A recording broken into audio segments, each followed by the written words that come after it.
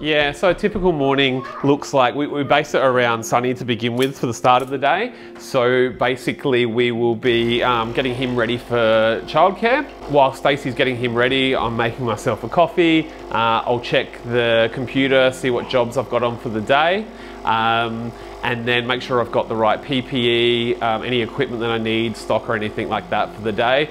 Take him off to childcare and then I'm off to my first job. So once we found out that Stacey was pregnant, and after working so many hours in hospitality, we sat down and had the chat and said, this isn't going to be sustainable. How are we going to be able to keep working 6 days a week and long hours and available on the 7th day and all the rest of it? So we had the hard chat and said, look, we've got this other thing that's been sitting here the whole time that's been fantastic for us as far as the test and tag. Why don't we just focus on that? We know that it gives us the quality of life. It was giving us great work-life balance. What are we doing mucking around with these other things? Let's just do what we know and what we've been doing for years. So we decided that we want to go 100% into the electrical test and tagging. And that's honestly been the absolute best thing for us possible. There's so many benefits to Jarrad being in test and tag full time now. You know, the work-life balance especially is just, you know, second to none now. You know, before test and tag, both Jarrad and I were in the restaurant industry, and you know, we were doing 6 to 7 day weeks. You know, the hours were long. You know, and we were always on call to the restaurant, you know, even on the weekend. Towards the end of us being in the restaurant, you know, I was 9 months pregnant, behind the counter, you know, doing chips and making burgers, and, you know, it was hard. It was, you know, it was really hard, and we sort of had the chat to each other, and we sort of thought, how are we going to do this when we have a family? Like, we want to spend time with family. We want that work-life balance. So we thought, you know what? We're going to do test and tag 100% full time. So that's what we did, and honestly, it's been the best decision we made. Jarrad can take Sonny. We've got 2 young kids, so he can take Sonny to childcare in the morning. If he wants to come home at 3 o'clock and pick him up at 3:30, he can do that. You know, and we're not working weekends, he's not working weekends. It's honestly all round, it's just so much better for our family. So we just dropped off Sonny at childcare, just off to our first client now. I like to get there and book in my first job at 10 AM. That gives me the opportunity to spend some time with the kids in the morning, and then I can head off to the first site and miss peak hour traffic. And that's the thing I love about electrical test and tagging is the clients are more than happy to work. I mean, they don't mind what time I start, as long as I book in with them at whatever time I want to sort of do it on, then they're completely fine with that. So, I mean, yeah, that's why I love the work-life balance. So a typical client for electrical test and tagging, well, we only deal with commercial, so we don't deal with residential at all.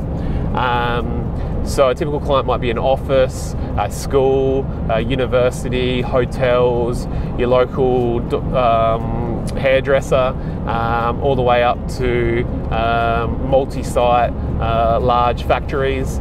So it really varies every single day. So the great thing about test and tag is it's either every 3 months, every 6 months, every 12 months, depending on the type of client and the environment.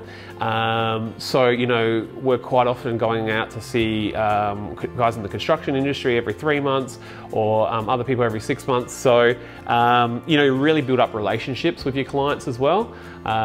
So, you know, it gave us a lot more security in what we were doing as well. I guess if you've got a job, you've only got one boss.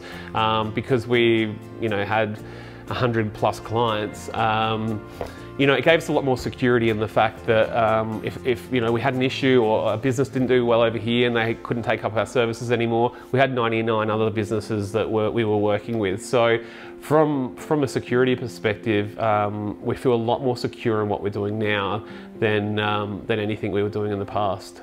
So some of the sites that we get to visit is where the general public and most people don't ever get to visit, because you get to go behind the scenes for a lot of businesses in a lot of places. So, you know, we've been everywhere from the federal police to where they tap phone calls, to concerts behind the scenes, showgrounds, out to remote Aboriginal communities. We see so much diversity every single day. It's really cool to see how much interesting places that you actually get to visit, and to get those things done and build relationships with clients in so many different industries. It's one of the things that I absolutely love about it, and why I haven't been able to get out of the industry for over 10 years and don't intend on getting out of the industry. So our first client today is an office. I've been servicing them for about 5 years now. We're going to be going out and doing electrical test and tagging, RCD testing, which is safety switches, fire extinguisher testing, and emergency exit lights. So we've got a real range of things that we're going to be testing today. I've gotten to know this client quite well over the last 5 years. So that's one of the things that I love most about the test and tag side as well, is the fact that you do build up relationships with people. I always sort of say is once you've sort of built up your client base and you've got 1 year's worth of work, you should have about 10 years worth of work plus, as long as you notify the clients of when your testing's due and you look after them. Then we've got a very low drop-off rate, which, you know, repeat business is fantastic. It just means that you don't have to be out finding new clients all the time. You can just continue to service your existing clients, which is great. We do the electrical test and tagging and RCD testing like a lot of companies, but we also do the fire side as well. So fire extinguisher testing, fire blankets, emergency exit lights, and that's great because it helps the client out. We're a one-stop shop where we can do that fire side as well as the test and tag, so they don't have to have multiple contractors out doing that stuff. As well as from the bottom line perspective, as a business model, it works really well as well, because not only can we go out there and test the electrical stuff, we can also go out and test the fire stuff, and then that brings you into the sales side as well. So, you know, every 5 years you've got to replace fire extinguishers, so we'll replace those, and there's the profit margins that come from that as well. So yeah, it all adds up. So the process of electrical test and tagging is, there's really 3 parts to it. So the first part is a visual inspection of the appliance, making sure that there's no wear and tear, scuff marks, cut marks, anything visually essentially that looks wrong on it, any burn marks. There's a long list of things that we'll check for to make sure that it's passed visually. We then move on to an electrical test where we plug the appliance into our portable appliance tester, and it runs a series of tests to make sure that it's safe electrically. And that's, from my aspect, that's just as simple as just pushing a button really. And then finally, if it's passed both of those tests or if it's failed, we'll do the reporting side of it. So marking where the appliance was, whether it's passed or failed, assigning it an asset number, and then labeling the appliance that it's passed, and then moving on to the next one. So you don't actually need to be an electrician to join the test and tag industry. Prior to me getting into electrical test and tag, I didn't know what test and tag was, to be completely honest with you. I had no electrical background at all. I joined 10 years ago when I did my first course, and I'd had a bunch of different careers previously. So I would have been about 30 years old when I joined, so I was later in life. And that was the great thing. The course was only 2 weeks and I was up and running. So I didn't have to have some 4-year apprenticeship or anything like that, which was great. I think work-life balance is definitely one of the things that I enjoy the most. The ability, you know, I've worked in industries before where it's so demanding, and weekends and after hours and nights and stuff like that. So, you know, having an industry where it's Monday to Friday, 9 to 5, I used to start at 10 and finish at 3, so that way I'd miss peak hour traffic, and then I was home to spend time with the kids and stuff like that. So that's definitely one of the things that I enjoy about it most. So we're just heading out to our second client for the day, which will be our last job for the day. So this is a relatively new client.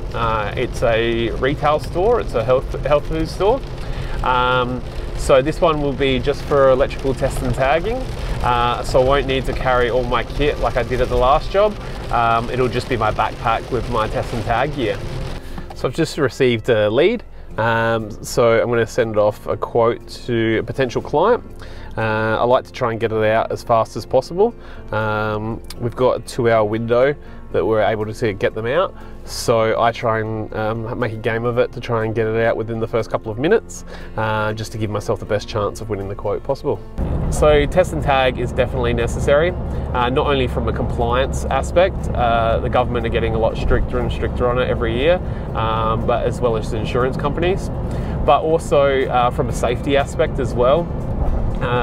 You know, a lot of the stuff that we do see is common sense stuff, like the stuff that will fail on a visual aspect is common sense. But when you get out there and you see some of the places that I've seen, you start to realise that common sense isn't actually that common.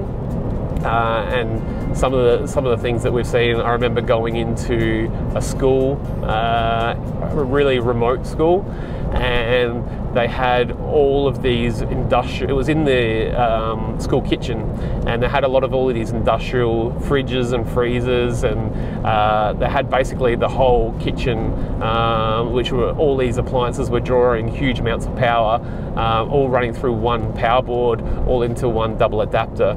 And the double adapter was basically like glowing red. And we were out there during the school holiday, so there was no kids out there. And I think like another few days of this thing happening and it would have been easily looking at a fire. So they're the sort of things that we're going through sites and we're looking out for. And it's quite often, you know, you're not expecting a teacher or someone else to be going through and thinking of the site in that mindset. And that's why it's important to have that person that's trained up and is deemed to be a competent person within electrical safety to be able to look through it and assess it through those eyes. So yeah, it's definitely extremely important for all businesses to be getting it done. So I think some of the worst things I've seen doing test and tag for over 10 years now are probably when people try and do repair jobs themselves. People think that they know how to fix something or how to rewire something, and that can be the biggest cause of concern. I've had all sorts of ones where I've had vacuum cleaners where people have, the plug tops come off, so they've tried to rewire it themselves and they've just taped it up with normal clear tape. They've wired it incorrectly, there's fray wires coming out of it. And the concern is, you know, especially in the workplace, is that, you know, they get called off to this, that, the other, and then they're leaving this appliance there that's unsafe. Someone else goes to plug it in, doesn't know that they've had someone try and, you know, incorrectly repair it, and all of a sudden someone gets electrocuted. We've had in schools, it might be a teacher that thinks they're quite handy and they go to try and repair something. We've had that situation and they've rewired it back up again, wired the polarity around the incorrect way, and that's gone back into use in a tech room. If we hadn't have pulled that one out of circulation, essentially because the polarities are around the wrong way, the safety switch wouldn't work. And you know, it could potentially be the loss of life of a student. So yeah, there's some pretty bad ones that I've seen. The list is pretty long, to be honest. So one of the things I love about the test and tag industry is that you don't have to carry a lot of stock. It's not like, you know, some other industries where you might have thousands and thousands of dollars worth of stock. All we've really got is just some tags, and even just like our fire extinguishers and things like that, we pick up as we need them. So, you know, we don't have to worry about stock going off or bad, or having to have thousands and thousands of dollars worth of stock. I reckon most people carry maybe $2,000 of stock, and that would be really stocked up. So yeah, no, it's really convenient from that side. So now we're finished, we're going to head home, and we'll send our reporting to get typed up, get a certificate of compliance typed up as well, so we can pass both of those documents on to the client. so they can hang their certificate of compliance up to show that they've done the right thing and getting test and tag done. They've got their full report, which has every item that we've tested, the locations of those items, whether they've passed or failed. And then we just send that along with the invoice.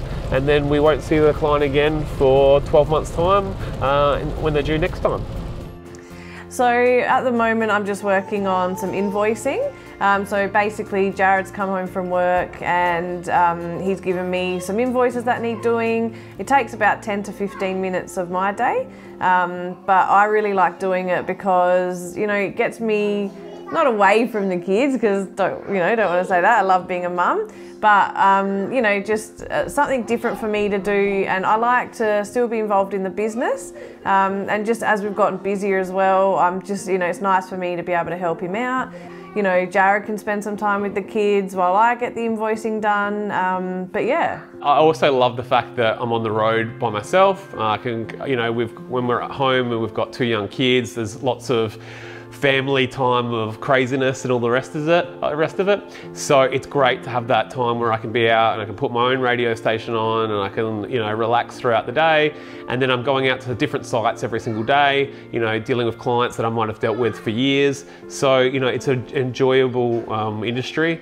The fact that as well, like, it's not a stressful industry and it's not a demanding industry. It's not like if something breaks down at 3 a.m. in the morning, I've got to be out there at 3:15 a.m. As long as I get the work done in the month that the client's tags are due, then they're happy with that. So I can plan my family life or my personal life around that, which is great. So if we want to have time off and go away in our caravan, we can do that. We just book it out and I just don't take any jobs on through that time. And then I just make them up before or after. So yeah, that's one of the things that's fit into our family life so well, and why I definitely, you know, couldn't see myself ever leaving the industry, because I just wouldn't want to give those things up. The profit margins are really high in test and tag. I mean, our only real expenses is, you know, tags, which are essentially stickers, fuel, and then my time, really. So, you know, coming from the hospitality industry, the expenses were hugely high, labour was hugely high, rents were really high.